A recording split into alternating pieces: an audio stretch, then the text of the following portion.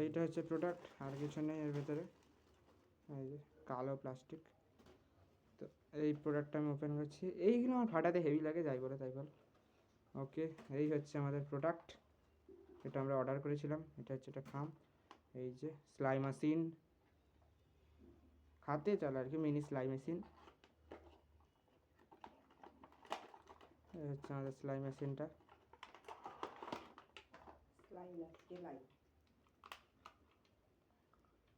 Very costly. আচ্ছা, বড় reel, আর এটা হচ্ছে সুতো ঢোকানোর জন্য। ধন্যবাদ, দেখা হচ্ছে নতুন ভিডিওতে, টাটা। এক মিনিট, দেখতেই পাচ্ছ কীভাবে পড়াতে হবে। এটা হচ্ছে ইউজার ম্যানুয়াল আর কীভাবে কাজ করতে হবে। Bye bye.